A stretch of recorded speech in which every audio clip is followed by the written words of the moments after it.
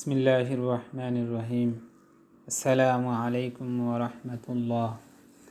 আজকের পর্বে নবীজিকে হত্যা করতে এসে হেদায়েত পান যে সাহাবী। ওমর রাদিয়াল্লাহু তাআলা আনহু ছিলেন ইসলামের দ্বিতীয় খলিফা। তার সম্পর্কে রাসূলুল্লাহ সাল্লাল্লাহু আলাইহি সাল্লাম বলেন, যদি আমার পরে কেউ নবী হতো তাহলে সে হতো ওমর। তিনি রাসূলুল্লাহ সাল্লাল্লাহু আলাইহি সাল্লামের থেকে 13 বছরের ছোট ছিলেন।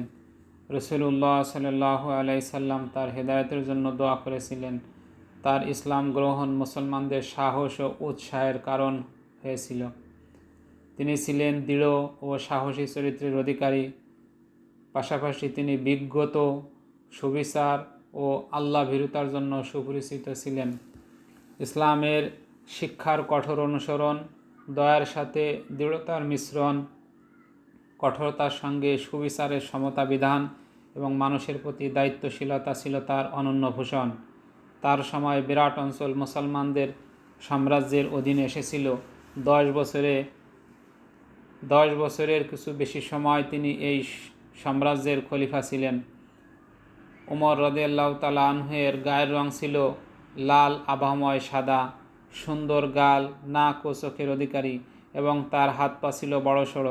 তিনি ছিলেন পৌরুষদীপ্ত, দীর্ঘদেহী একজন শক্তপোক্ত মানুষ। তিনি স্বাভাবিকের তুলনায় দীর্ঘদেহী ছিলেন। তাকে দেখলে মনে হতো যেন কোনো বাহনের উপর বসে আছেন। ওমর রাদিয়াল্লাহু তাআলা আনহু খুব শক্তিশালী ছিলেন, খুব দ্রুত হাঁটতেন এবং কথা বলতেন স্পষ্টভাবে। ভিডিওটি না টেনে ধৈর্য সহকারে দেখতে থাকুন। ভিডিওটি ভালো লাগলে সাবস্ক্রাইব করতে পারেন, লাইক, কমেন্ট, শেয়ার করে অপরকে দেখার জন্য শেয়ার করতে পারেন। এসে হেদায়েত পান যে সাহাবী, তার নাম ছিল ওমর ইবনে খাত্তাব। তিনি কুরাইশের অন্যতম শাখাগোত্র বনু আদি এর সদস্য ছিলেন। তার বংশধারা হলো ওমর ইবনে খাত্তাব ইবনে নুফাইল ইবনে আব্দুল উজ্জা ইবনে রিয়া ইবনে আবদুল্লাহ ইবনে কুরুত ইবনে রাজা ইবনে আদি ইবনে কাব ইবনে লুয়াই। রাসূলুল্লাহ সাল্লাল্লাহু আলাইহি সাল্লামের বংশের সাথে কাব ইবনে লুয়াই এর সঙ্গে মিলিত হয়। তার ডাকনাম ছিল আবু হাফস। তাছাড়া তিনি প্রকাশ্যে ইসলাম প্রচারের কারণে আল ফারুক নামেও পরিচিত ছিলেন। তার মায়ের নাম হানতামা বিনতে হিশাম। তার মা বনু মাখজুম গোত্রের ছিলেন। ইসলাম পূর্বযুগে আরবে লেখাপড়া প্রচলন ছিল না। এরপরও তরুণ বয়সে ওমর লিখতে ও পড়তে শেখেন। নিজে কবি না হলেও কাব্য ও সাহিত্যের প্রতি তার আগ্রহ ছিল। ওমর রাদিয়াল্লাহু তাআলা আনহু সর্বমোট 9 বার বিবাহ করেন। তার 14 সন্তান ছিল। তাদের মধ্যে 10 জন ছিল, 4 জন মেয়ে। তিনি বলেন, আমি কখনো বাসনা চরিতার্থ করার জন্য এতগুলো বিয়ে করিনি। যদি সন্তান লাভের আকাঙ্ক্ষা না থাকতো তাহলে কখনো আমি নারীদের দিকে ফিরে তাকাতাম না। হযরত ওমর রাদিয়াল্লাহু তাআলা আনহু-এর ইসলাম গ্রহণ। মক্কার কাফেররা মুসলমানদের উপর নির্যাতনের মাত্রা বাড়িয়ে দেয়। প্রয়োজন ছিল শক্তিশালী, প্রভাবসম্পন্ন ব্যক্তিত্বের। তাই তো রাসূলুল্লাহ সাল্লাল্লাহু আলাইহি সাল্লাম দোয়া করেছিলেন যে, হে আল্লাহ, আবু জাহেল কিংবা ওমর বিন খাত্তাবের মধ্য থেকে যাকে আপনি পছন্দ করেন তার মাধ্যমে ইসলামকে সাহায্য করেন। সুবহানাল্লাহ। আবু তালিব রাসূলুল্লাহ সাল্লাল্লাহু আলাইহি সাল্লামকে ইসলাম প্রচারে বাধা দিচ্ছিল না। তাই কুরাইশরা রাসূলুল্লাহ সাল্লাল্লাহু আলাইহি সাল্লামকে হত্যা করার ইচ্ছে করল।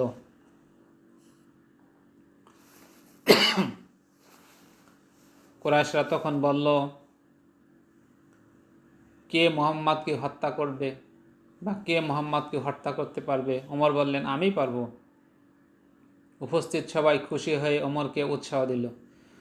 দুপুরবেলায় তরবারি নিয়ে রাসূলুল্লাহ সাল্লাল্লাহু আলাইহি সাল্লাম ও তার সাহাবীদের খোঁজে ওমর বের হলেন। তখন রাসূলের নিরাপত্তার দায়িত্বে ছিলেন আবু বকর, হামজা ও আলী রাদিয়াল্লাহু তাআলা আনহু। ছায়ার মতো তারা সবসময় রাসূলের সঙ্গে থাকতেন। ওমর বেরিয়ে পড়েন হত্যার উদ্দেশ্যে। পথে দেখা হয় নুয়াইম ইবনে আবদুল্লাহর সঙ্গে। সে ওমরকে তরবারি হাতে নিয়ে যেতে দেখে বলল, কোথায় যাচ্ছ ওমর? ওমর বললেন, আমি মুহাম্মাদকে খুঁজছি, সে কুরাইশদের বিভক্ত করে ফেলেছে, সে আমাদের দেবদেবীকে তাচ্ছিল্য করে, আমি তাকে হত্যা করব। নাউজুবিল্লাহ। নুয়াইম বিন আবদুল্লাহ বললেন, ওমর, তুমি তো ভুল পথে যাচ্ছ। আল্লাহর কসম, তুমি বোকা হয়ে গেছো, নিজেকে বিপদে ফেলছো। তোমার ভুলের কারণে বনু আদি ধ্বংস হয়ে যাবে। তুমি কি মনে করো যে মুহাম্মাদকে হত্যা করার পর বনু আব্দ মানাব তোমাকে ছেড়ে দিবে? ওমর তখন বলল, আমার মনে হয় তুমি ও ধর্মত্যাগ করেছ। যদি আমি তোমার ধর্মত্যাগ করার ব্যাপারে জানতে পারি তাহলে প্রথমে তোমাকেই হত্যা করব। নুয়াইম বিন আবদুল্লাহ বুঝতে পারলেন যে ওমরকে এভাবে থামানো যাবে না, তাই তিনি বললেন, তোমার বোন এবং তোমার ভগ্নিপতি মুসলমান হয়ে গেছেন। তারা দেবদেবীর উপাসনা ছেড়ে এক আল্লাহর ইবাদত শুরু করেছেন। তুমি তো ভুল পথে আসো। বোনের বাড়িতে হাজির হলেন ওমর রাদিয়াল্লাহু তাআলা আনহু। দরজায় করাঘাত করার পর ভিতর থেকে বলল, কে? ওমর বললেন, আমি খাত্তাবের পুত্র ওমর, দরজা খোলো। তার বোন এবং ভগ্নিপতি একটি কাগজে কোরআন পড়তেছিলেন। তারা তখন বুঝতে পারেন যে ওমর এসেছে। তখন তারা উক্ত কাগজটি লুকিয়ে রাখলেন। ওমর ঘরে ঢুকেই বললেন, তোমরা কি পড়ছিলে? আমি বাড়িতে প্রবেশের সময় শুনতে পেয়েছি। তারা তখন বললেন, আমরা তো নিজেদের মধ্যে কথা বলছিলাম। তখন ওমর উত্তেজিত হয়ে বললেন, সম্ভবত তোমরা ধর্ম পরিবর্তন করছো। তখন ওমরের ভগ্নিপতি বললেন, হে ওমর, যদি আপনার ধর্ম ছাড়া অন্য ধর্মে সত্য লুকিয়ে থাকে তাহলে কি হবে? ওমর তখন তার ভগ্নিপতি সাইদের উপর আক্রমণ করেন। ওমর ছিলেন প্রচণ্ড শক্তিশালী, তিনি সাইদকে ধরাশায়ী করে ফেললেন। ওমরের বোন স্বামীর বেহাল অবস্থা দেখে স্বামীকে বাঁচানোর জন্য এগিয়ে আসলেন, কিন্তু ওমর তাকে ধাক্কা দিয়ে দূরে সরিয়ে দিলেন। আঘাত লেগে ফাতিমা বিন খাত্তাব এর মুখে রক্ত বের হচ্ছিল। ফাতিমা তখন রেগে চিৎকার করে বললেন, হে আল্লাহর শত্রু, আমরা একমাত্র মহান আল্লাহর উপর ঈমান এনেছি বলে কি তুমি আমাদের উপর অত্যাচার করছো? ওমর বললেন, হ্যাঁ। তখন ফাতিমা রাদিয়াল্লাহু বলেন, তাহলে তোমার যা ইচ্ছা করো। আমি সাক্ষ্য দিচ্ছি যে আল্লাহ ছাড়া কোনো ইলাহ নেই আর মুহাম্মদ সাল্লাল্লাহু আলাইহি ওয়াসাল্লাম আল্লাহ রসুল। ওমরের কথা শুনে অনুতপ্ত হলেন। তিনি তার ভগ্নিপতিকে ছেড়ে দিলেন।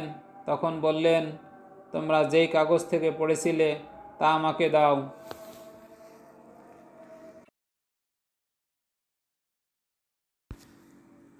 ফাতেমা বিন খাত্তাব বললেন, তুমি অপবিত্র হয়ে আছো। যারা পাক পবিত্র তারাই সেটা ধরতে পারবে। ওমর তখন বাইরে থেকে হাত মুখ ধুয়ে আসলেন বা গোসল করে আসলেন। এরপর বোনের হাত থেকে কোরআন নিয়ে পড়তে লাগলেন। অর্থ, তহা, তোমাকে কষ্ট দেওয়ার জন্য আমি তোমার প্রতি কোরআন অবতীর্ণ করিনি, বরং যে আল্লাহকে ভয় করে তার জন্য উপদেশ হিসেবে অবতীর্ণ করেছি। যিনি পৃথিবী ও সুউচ্চ আকাশ সৃষ্টি করেছেন তার নিকট হতে এই কোরআন নাজিল হয়েছে। পরম দয়াময় আল্লাহ আরশে সমাসীন আছেন, যা অবস্থিত আসমানসমূহ ও জমিনের মধ্যবর্তী স্থানে ও ভূগর্ভে, আর এই সকল কিছু শুধুমাত্র তো তারই। আর যদি তুমি উচ্চস্বরে কথা বলো তবে তিনি গোপন ও অতি গোপন বিষয়ে জানেন। আল্লাহ, তিনি ছাড়া সত্যিকারের কোনো ইলাহ নেই, তার জন্য রয়েছে সুন্দর সুন্দর নামসমূহ। ওমর ইসলাম সম্পর্কে আগ্রহ প্রকাশ করেন।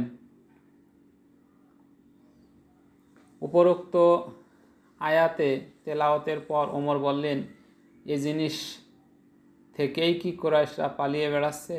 এরপর তিনি আরও তেলাওয়াত করলেন। অর্থ, নিশ্চয়ই আমি আল্লাহ, আমি ছাড়া কোনো সত্য ইলাহ নেই, সুতরাং আমার ইবাদত করো এবং আমার শরণার্থে সালাত কায়েম করো।